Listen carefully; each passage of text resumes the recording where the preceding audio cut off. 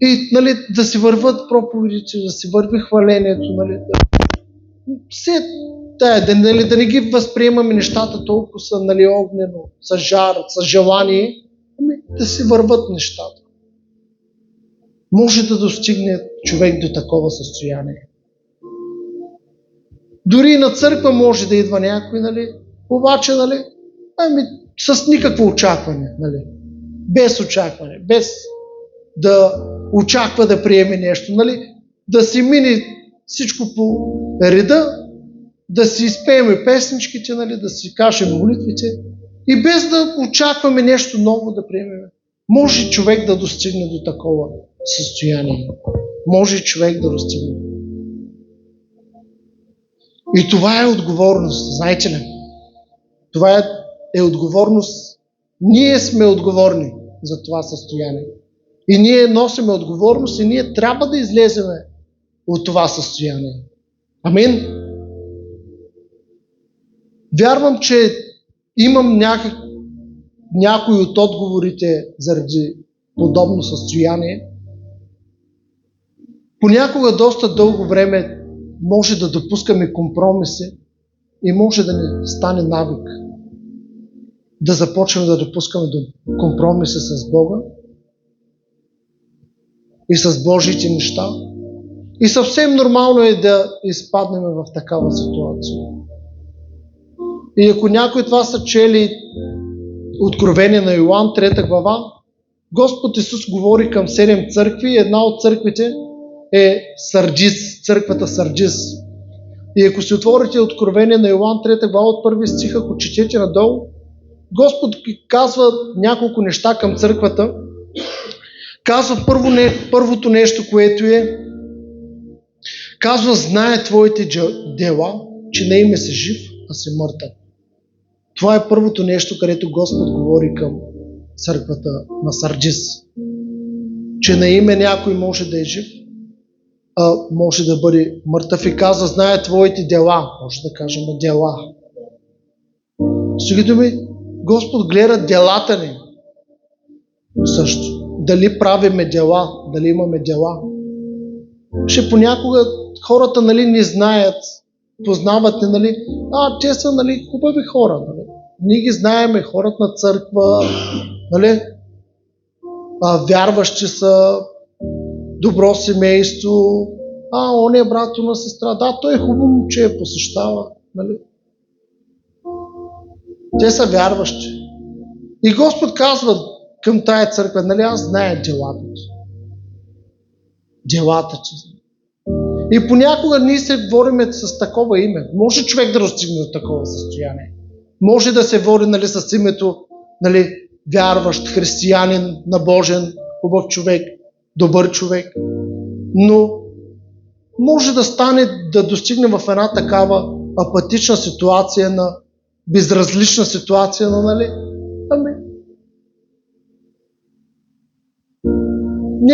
Нищо не се прави за Бога, нали? Върви се ежедневието, обаче. И точно Господ говори към такава църква, към такива хора, които се водят с Христовото име. Водят се, че са християни, обаче са отпаднали в делата, в християнските дела.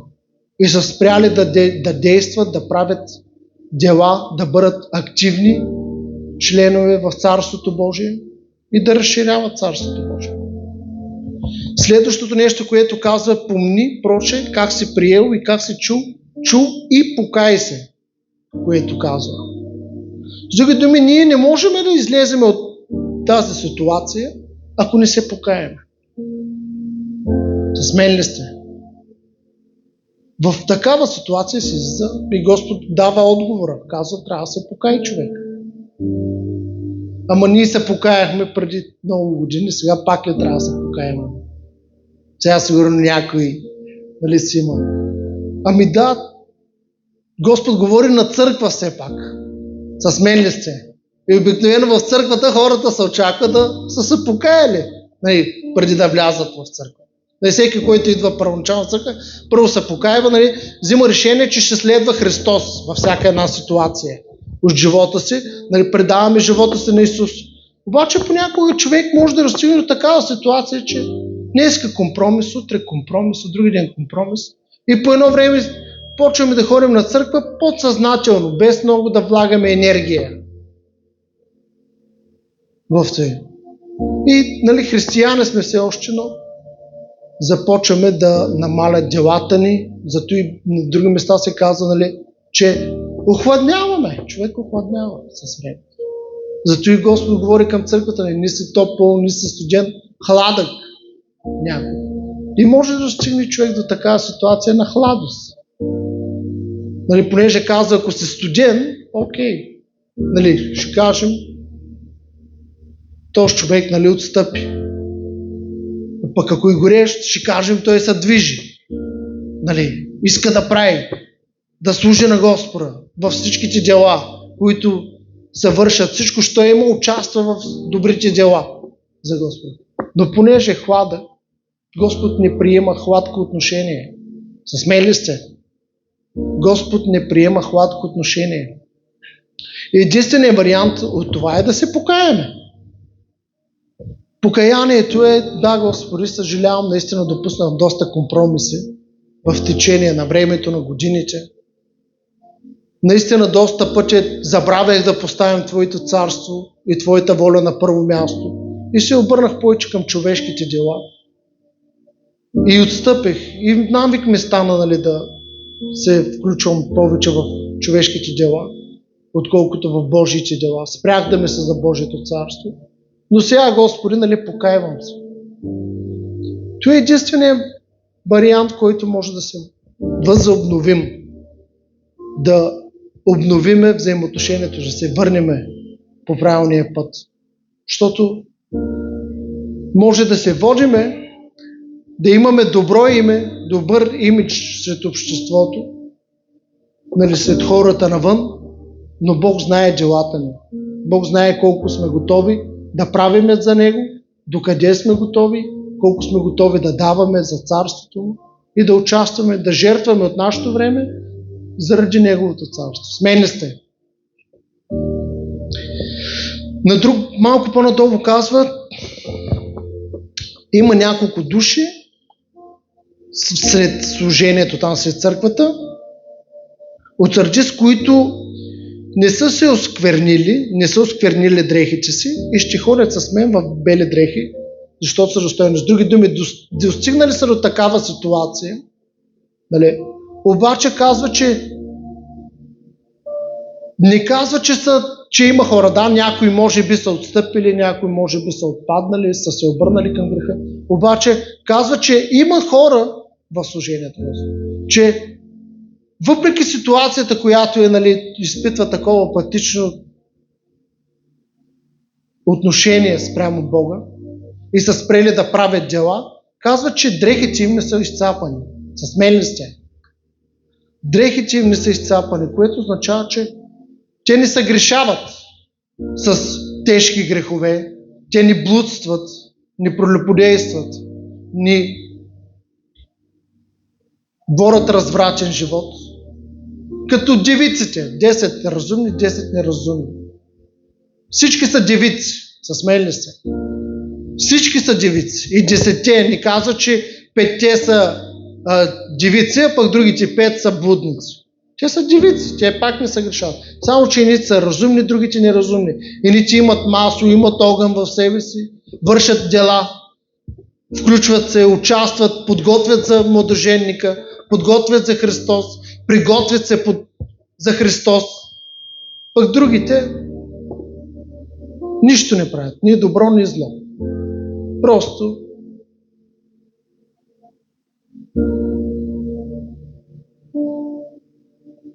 ни от едната страна, ни от другата.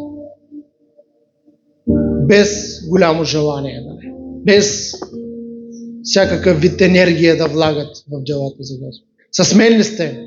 Би трябвало това нещо да не бъде така.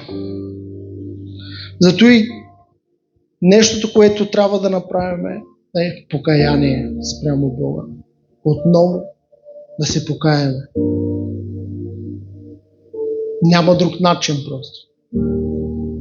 А покаянието, вие знаете какво е.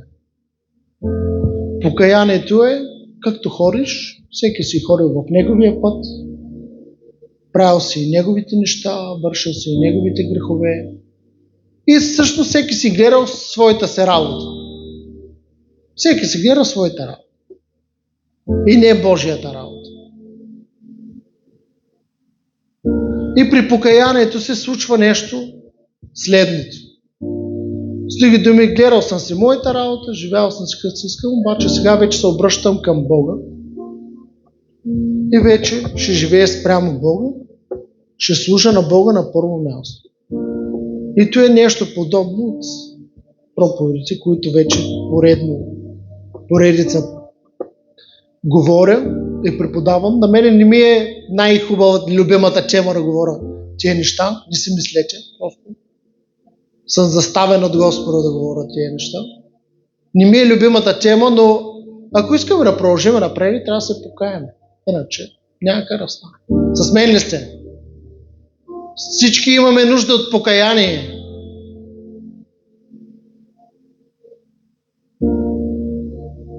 И Господ ще ни възобнови, ще ни възвърне, наново ще ни обнови. Обаче ние трябва да се покаяме.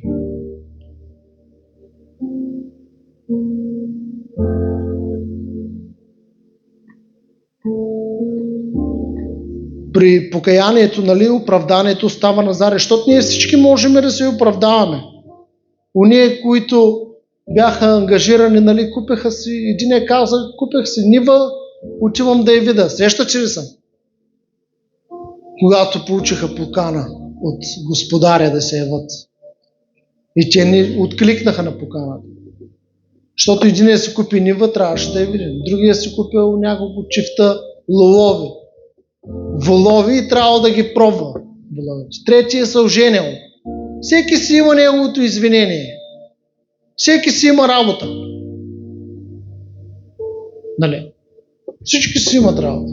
Единия се ожени, другите правят къща, третите си купеха нива, четвъртите добитъка, петите правят ремонта, четвъртия покрива, шестия кредита. Всеки има някаква работа. За да се покаяме и да се върнем отново, не трябва да има оправдание. Ако Господ, когато каже покай се, означава не оправдай се сам, да се оправдаваш защо го правиме това и защо сме спряли да правиме делата на Господа и за Господа.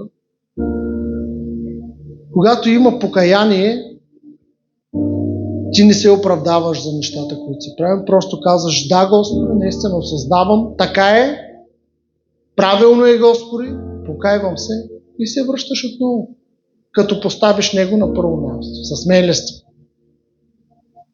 Него на първо място, Господи. На първо място Божиите дела, на първо място Царството Божие. Не е ли на първо място Царството Божие? Това не е библейски начин на живот. Ние трябва да се покаем. Защото според Библията първо трябва да търсим Неговото царство и Неговата правда и всичко останало ще ни се прибави. Ако ние не водиме такъв начин на живот, ние трябва всички да се покаем. Защото ние не следваме Божиите правила. Започнали сме да следваме други правила. Светските. Също не се различаваме от светските. Те всичките, като чуя хората, тук сме брат за пари. Нали? Всички ти казват едно и също. И тук те нещо ми се стяга вътре. Да чуете нещо. С други думи, те не искат те на първо място се съобразяват с парите. Библия така, че не можем на двама господаря да служим.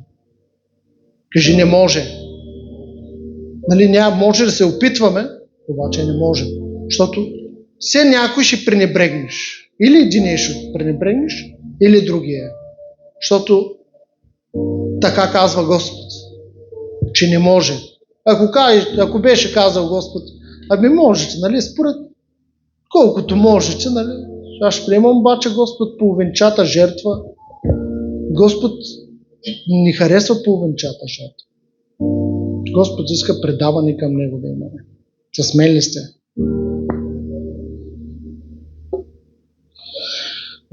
Библията ни говори, нали, за евреите, че те са били упорствали, Библията ги нарича корововратни люди, които, нали, не са... Бог ги беше избавил от обещаната земя, от Египет, където бяха роби с менеста. Бог ги избавил там. И искаше да ги въведе в обещанията, които им каза, нали, че ги въведе в земя, където ще текат мляко и мед и ще бъдат благословени, ще ядат от своя си плод, децата им и всичко, което ще имат мир, всичко, което се нуждае един човек. И тук Бог, когато ги изведе от тази земя, те имаха един момент на преход през пустинята. Обаче някои от тях не можаха да продължат напред и казват, и паднаха в пустинята. С други думи, паднаха в прехода. Пустинята е място, където човек е спрял да върви вече напред с Бога. Спрял е да върви. Пустинята е място, където човек спира да върви. Нали, тръгнал е някъде, покаял се е, започнал да следва Бога, следвал го е до някъде, след това и остава там и пада на същото място, без да върви напред. Някои от християните са спряли да правят крачка на посвещение. От години не са правили крачка на посвещение към Бога. Останали са на едно и също място. Това е пустинята. Зато и Бог иска посвещение от нас. И за да продължиме напред и да вършим Божите неща, ние всички трябва да се покаем. Няма друг начин.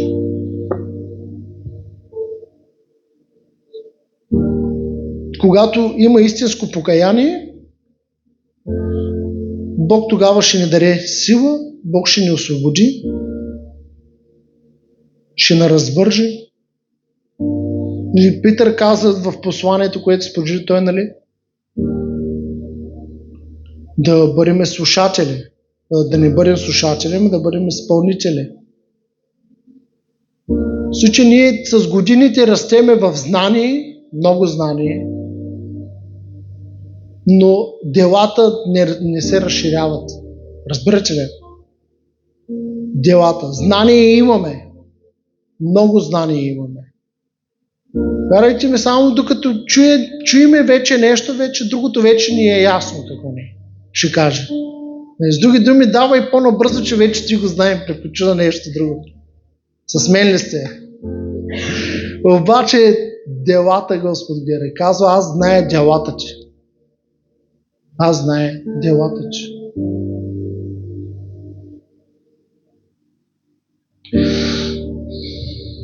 Зато, че добре е, нали, да трупаме знание, аз обичам знанието и абсолютно човек трябва да е любознателен, да иска да знае. Но Библията казва да не бъдем само слушатели, да бъдем изпълнители.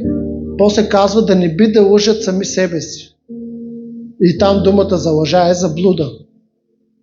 Да не би сам себе си да заблуждава или да има погрешно мнение за себе си. Не за другите, за себе си. С други думи, да си мисли, че знае, да си мисли, че е много добре, да си мисли, че всичко му е 6, че е наред, а пък в крайен случай, човек, когато е заблуден, той има погрешна представа спрямо ситуацията. И то спрямо самия себе си. С тази ситуация. Библията казва, че човек може сам себе си да лъже. Ако трупа знание, ако слуша постоянно, ако не прави дела, той си мисли, че е много добре, а всъщност в същата ситуация Господ казва, нали, аз знам делата ти, апостола казва да не бъдем слушачи, но изпълнители, с други думи да имаме дела. Амин.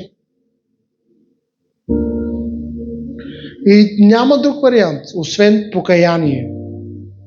Господ ще ни прости, да отидем при Него. Трябва да искрено покаяние, нали, да му кажем, Господи, да, наистина, направих компромис, допуснах много компромиси, но сега си признавам, може да кажем признавам. Вижте, ние трябва да бъдем искрени с Бога. Защото Бог не познава ни човек не може да достигне до искрено покаяние, ако не осъзнае сам себе си и ако не се признае пред Бога. Ние трябва да се признаем. Амин. Казваме, признавам се, Господи.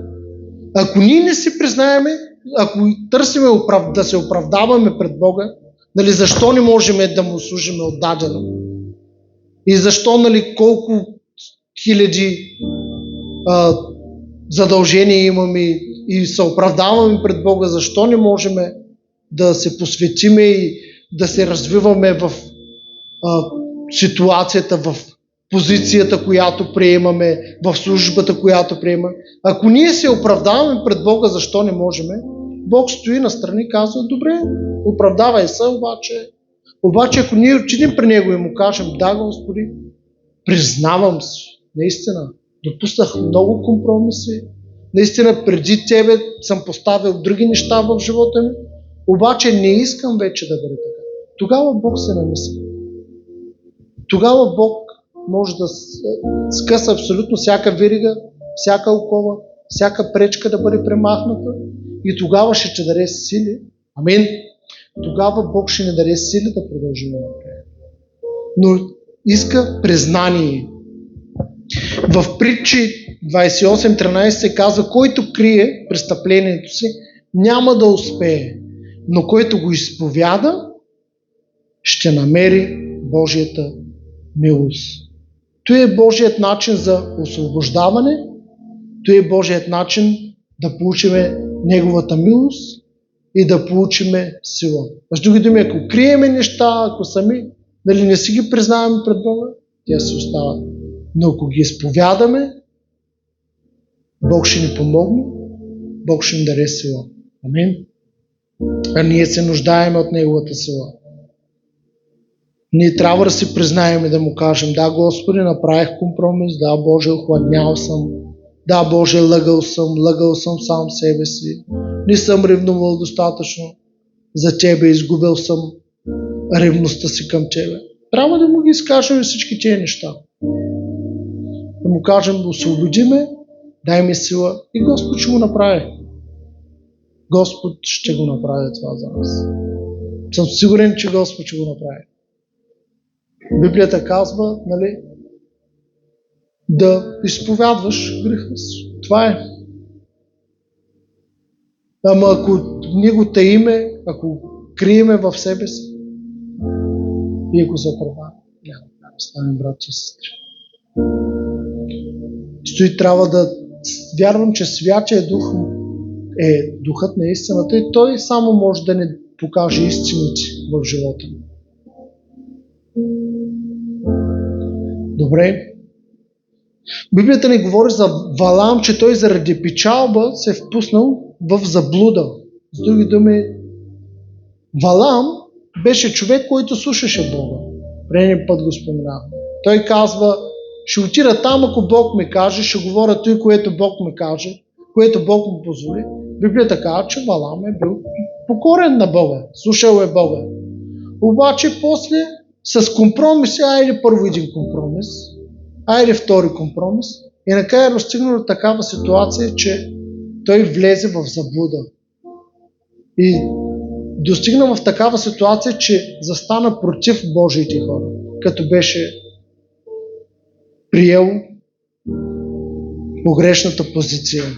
Той беше всичко поради любовта му към печалбата, поради той, че той започва да прави компромиси с Бога, заради парички.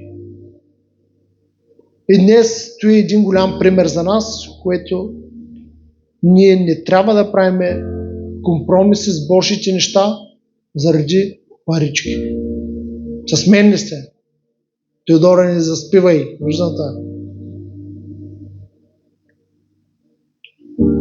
Да, също имаме един друг пример, Саул.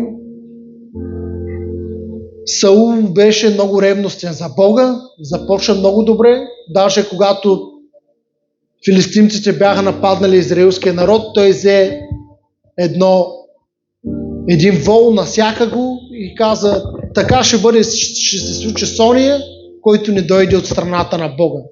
и поради ревността си започна огнено за Бога и Бог го издигна, постави го цар. После имаше заръки от Бога и той, понеже Бог беше видял сърцето му, че се превърза към паричките много и Бог му даде такова.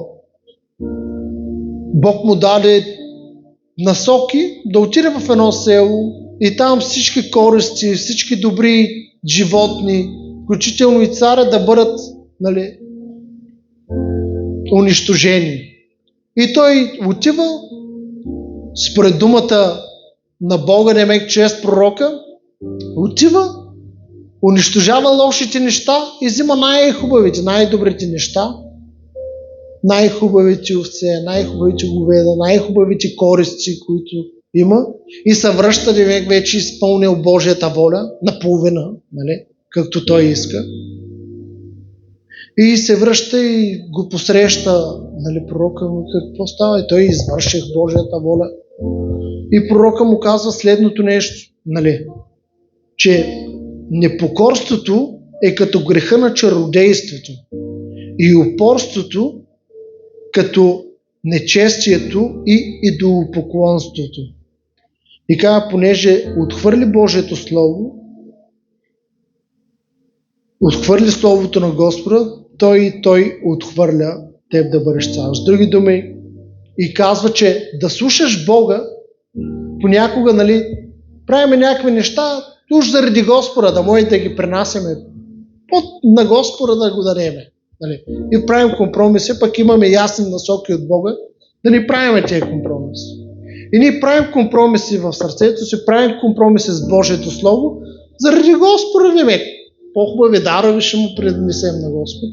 Обаче Господ казва, че да изпълняваш Неговото Слово и да вършиш Неговата воля е по-угодно, отколкото жертвите, отколкото приносите и даренията. И каза, че той е да пренебрегваш Божието Слово е като греха на чародейството, и там думата за чародейство винаги е, нали, магиосничество. И упорството е като греха на нечестието и идолопоклонството. С други думи, той прие да се поклони на той да придобива, отколкото да изпълнява Божията дума. С мен ли сте? Имаме и куп други причини, куп други примери, които да споменеме, но ние ще отидем малко по-надолу, понеже времето ни да наближава вече, нали, трябва да приключваме по-скоро. С мен ли сте? Отваряме в Притчи 29:31, там Господ говори към народа, че народа е отхвърлял думите му. С други думи, и когато хората започват да отхвърлят Божиите думи, и когато Бог ги изобличава, понеже Господ казва в следното, понеже намразиха знанието и и не разбраха страха от Господа, не приеха съвета ми и презряха всичкото изобличение. И тогава ще ядат от своя си път и ще се насичат със своите измислени пътища. С други думи, Бог иска да ходим в Неговия път, с милост. Ние, приемайки Бога, покайвайки се, решаваме да ходим в Божия път, не в нашия път. Ние сме в Божия път. И винаги когато кривниме нещо, Бог идва и почва да ни съветва, да ни изобличава, да ни дава насока. И Бог казва тук, че народът до такава степен отхвърля изобличението от Бога, че вече не върви по Божия път, ами по тяхния път.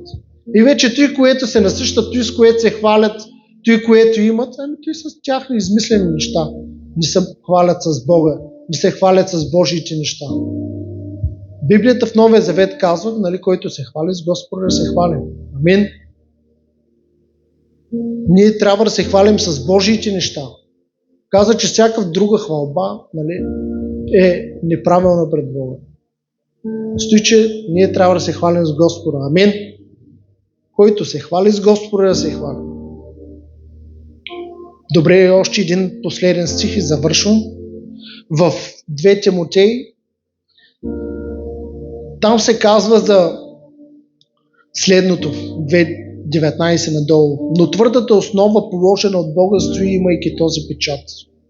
Господ познава своите и всеки, който изповяда името Господне, да отстъпи от неправдата. А в един голям дом съдовете не са само златни, сребърни, дървени и пръсни, но едни са за почтенна употреба, други за непочтенна. Понеже ако някой очисти себе си от тия заблуждения, той ще бъде съд за почтенна употреба, осветен, полезен, настопанена, приготвен за всяко добро дело. Ако някой изчисти себе си от тия неща, сега че ще бъде съд за почтенна употреба. Ние искаме ли да бъдем почтенна употреба на Господа? Сега, че в един дом има различни съдове. Това е Божия дом. И на Бог му трябват съдове, които да вземе да използва. Амин. Ние сме съдове, които Божието съдържание трябва да бъде в нас. И Бог търси съдове, които да използва.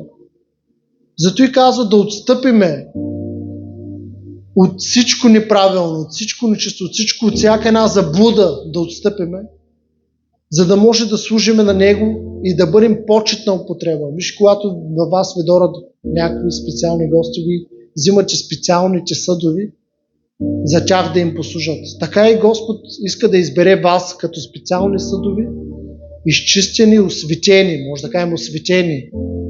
Нещо, което е осветено, става там думата за свято, отделено за Него. С други думи, Библията казва, че ние трябва да бъдем отделени за Господа. Ние трябва да сме в готовност за Господа. На друго място се казва, че ние сме като войници, които Господ, когато призове, трябва да откликнем на призовката. Някои са били в казармата. Други, нямат се на идея. Други са били. Стои, че Господ, казва да бъдем осветени за Него, да бъдем отделени и подготвени, приготвени, полезни на стопанина за всяко добро дело. С други думи, делата винаги трябва да има в християнина, в живота на християнина, да бъде готов за добрите дела. Амин. Да бъде на среща, да откликва, когато Бог го призове, да откликне. В Стария Завет има една картина, където казват, ето вижте, пророка е там, Елисей, и му показват един град, много такъв, уж всичко е наред с града. Им казва, ето виж, какъв град. Прилича, че всичко е наред, обаче вика, водата е лоша и земята, вика, е безплодна. И Господ, и тогава пророка каза, донесете ми съд и сложете вътре в него сол. И пророка взе съда, взе солта, отиде и хвърли на извора, тогава водите се изцелиха и земята стана плодоносна. Съда е ние. Солта е Божието Слово в нас и Божиите дела, които Бог иска да вложи от нас. Земята е света и тази земя се нуждае от съд, в който Бог да сложи Неговото съдържание, за да може да отидем ние в света и да може да бъде изцелена. Днес Бог, вярвам, че иска, избира хора, казва, аз искам да бъдеш съд, който да използвам, който да сложа съдържанието си и който да те изпратя, където иска Той. Ние трябва да бъдем готови за това нещо. Трябва да бъдем подготвени за такива неща. Трябва да бъдем отделени за такива неща. Но на първо място винаги е покаянието. Няма ли покаяние? Твоята воля, Твоето царство. Ще буксуваме на едно и също място. И може да минат години да не правим крачки към Бога. Да не правим крачки към посвещението. Зато и ние се нуждаеме от Святия Дух. Библията казва, че Святия Дух е Духът на истината и се казва, че Той ще ни води във всяка истина. И ако ние трябва да се пазиме от заблудата, както ни говори Божието Слово, ние трябва да се изпълваме със Святия Дух. Трябва да търсиме Святия Дух. А когато търсиме Святия Дух, Той е Духът на истината и ние трудно ще изпаднем в заблуждение, да не познаваме нито себе си, нито разнаем призива си, нито разнаем какво трябва да правиме заради призива си. Святия Дух ни подготвя, зато че нека разследваме Духът на Бога, разследваме Словото и Бог ще ни подготвя и ще ни използва. Но преди всичко, моля, всеки един от Божия страна, ако сме правили компромиси в годините и ако сме зациклили на едно и също място, без да може да правим крачки, ако дявола ни е увързал толкова силно, че ние не можем да се отървем, не можем да мръднеме напред. Единственото нещо. Покаяние, Бог ще скъса всяка верига и ние ще бъдем готови, ще прекараме време с Него и Той ще ни използва. Добре, нека да се помолиме и да завършим. Татко, благодарим Ти тази вечер в името на Исус. Таче, аз вярвам, че Ти призоваваш хората на това място и извикваш хора, които да следват Твоя път, Боже, да бъдат предадени на Ти. Ти разложиш призива се в тях. Ти си ги видял, Ти си ги избрал. Тате, ние се нуждаеме от Тебе. Аз се моля точно сега, Святи Дух, Ти да ни покажеш всяка една заблуда в живота ни. Ако има заблуда, лъжа в живота ни, нещо, което криво мислене, което не е Божие, сатанинско, клевета, лъжа, ако вярваме в някои лъжи, моля се тази вечер, Тате, Ти да ни покажеш всяка една лъжа, която дявол е посял в нашите сърца, в нашите умове. И ние, Таче, се покаймаме за такива неща. И се молим Ти да ни освободиш. Ние си признаваме, че ние не сме служили на Тебе с цялото си сърце. Ние си признаваме, че сме станали хладки, че сме имали апатични ситуации в живота ни, които ни е било все тая. Ние се покайваме за такова отношение. И се молим Ти да ни простиш. Ние изповядваме отношението си. Молим се Ти да ни освободиш. Молим се Божията свобода сега да дойде да слезе във всеки един.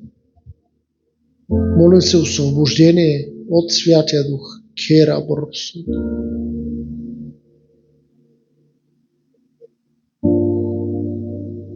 Ако някой иска за нещо, ако усеща от Бога, може да му го кажеш на Него сега. На Него да го кажеш. Не на нас, не на човека. Кажи го на Бога. Покай се пред Бога за това нещо. Помоли го да ти прости и Той ще даде свобода в живота. Святи Дух, молим се Ти да ни показваш неща от нашия живот, в които ние сме ходили в заблуда, от които ние имаме нужда да се освободиме, за да бъдем почетни съдове на Господаря.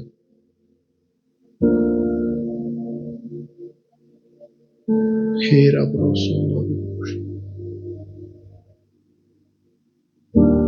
Моля се Ти да освобождаваш.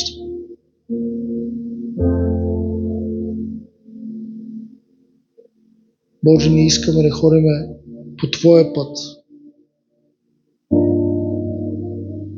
Ние сме избрали това.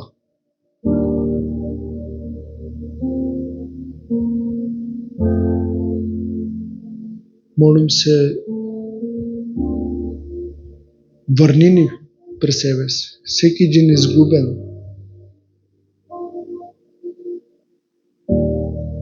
Ти можеш.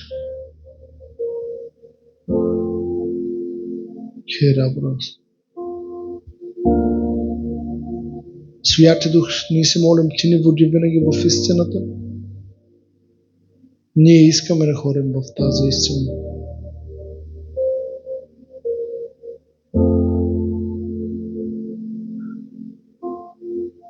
Молим се, подготвени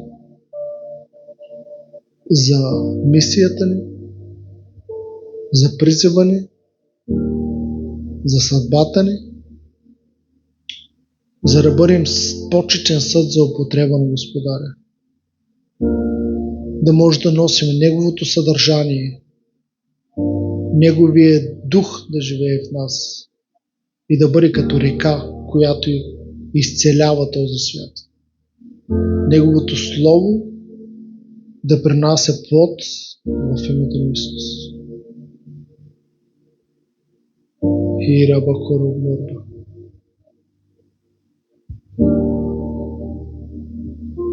Благодарим Ти, Кира Браса.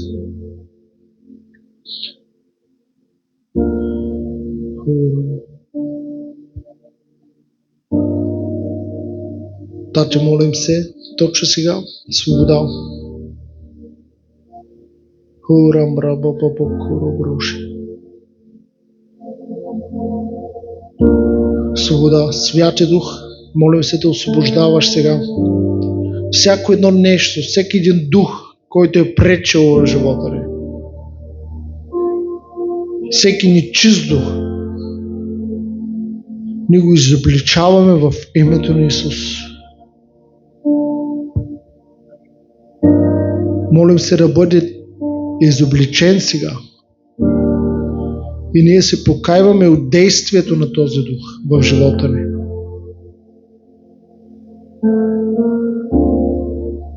И се молим да ни освободиш. Свобода. Освобождавай душата ни, Святи Дух. Освобождавай духа ни. Нека Твоя дух да обитава в нашия дух. Никой друг дух, но Святия Дух.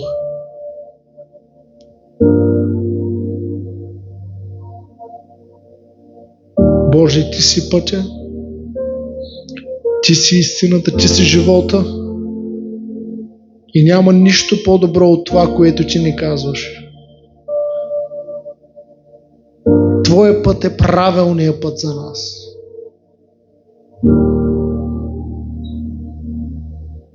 Твоите думи са живот и истина, дух и истина. Молим се, свобода. Урам рабо. Благодарим, че Ти освобождаваш. Благодарим Ти. Благодарим Ти. Благодарим Ти, благодарим Ти. Благодарим Ти. Кера бросонор. Пълна свобода, пълна свобода, пълна свобода. О, Тати, благодарим Ти, Исус. Благодарим Ти, че неща си тръгват от живота ни, които не трябва да бъдат в живота ни, които са ни пречели в ходенето ни, в вървежене с Господа. Благодарим Ти.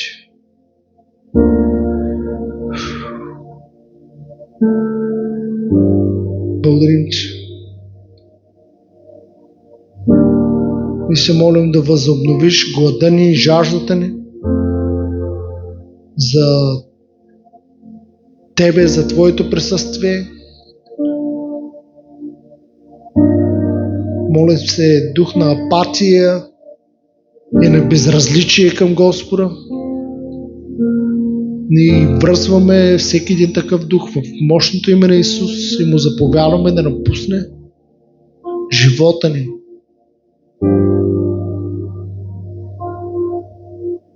Благодарим Ти, Святи Дух, че Ти освобождаваш всяка една душа на това място, всяка една душевна връзка в името на Исус.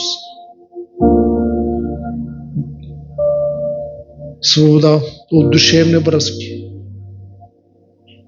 от неща, към които сме привързани, които не трябва, които ни разконцентрират и ни разсейват от вървежене към Господа, с Господа. Ние се молим да развързваш всякакви душевни връзки. Кера Брусондо Руши.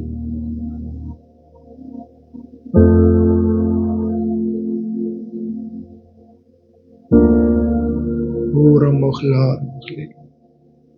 Молим се съвършена свобода. Молим се, искаме да се тръгнем нови хора, свободни от Господа. Всяко сърце, молим се да бъде свободно точно сега от присъствието на Святия Дух. Благодарим, че ти освобождаваш сърца сега и помисли.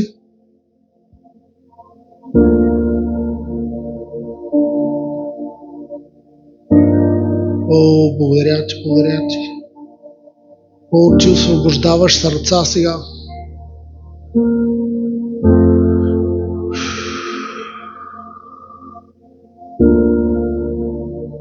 Пълна свобода. Пълна свобода.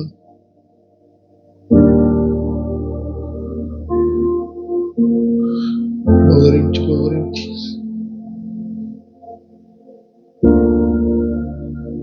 Умове.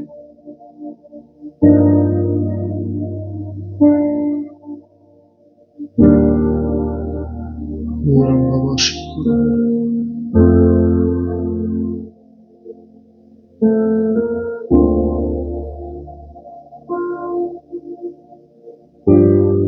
Напуска. Напуска, напуска. В името на Исус.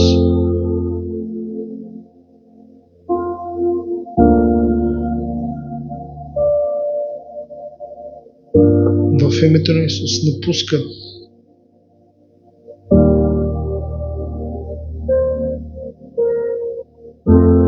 Ако някой има тук задашани, може да го изкашли, да го... В името на Исус. Ако някой усеща, че иска дали да получи освобождение, но сам не може да се справи и има нужда от помощ, може да дойде напред. Ние ще се молим за него. Урам баба шикора боро кором боро. Благодарим ти, Святи Дух. Благодарим ти. Пълна свобода се молим. Пълна свобода.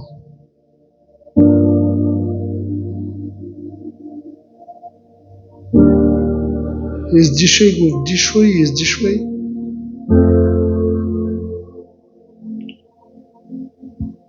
И докато издишваш, то ще излезе.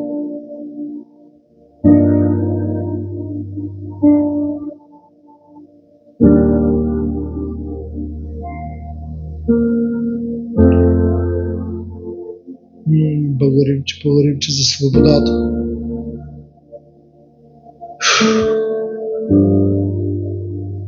Благодарим ти. Благодарим ти за свободата. Благодарим ти, благодарим ти. Хвалим ти, Исус. Хвалим ти, Исус. Хвалим ти. Хвалим ти за това, което правиш.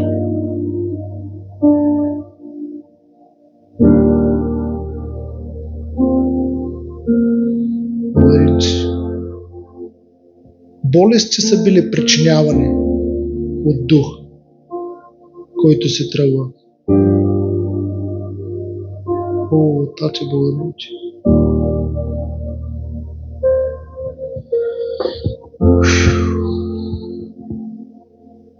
Вау.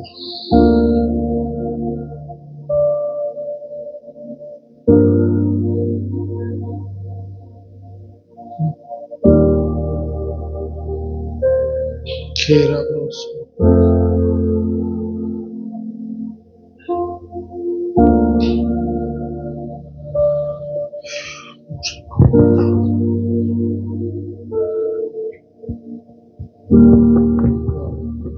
Добре, аз ще дам на Петър да продължи с другите неща.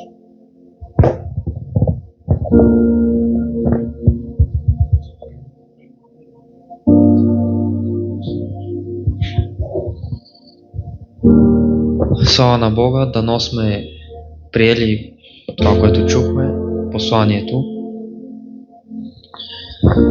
Винаги има и за мен, от това, което чувам, лични неща. И съм сигурен, че и за някой от вас има.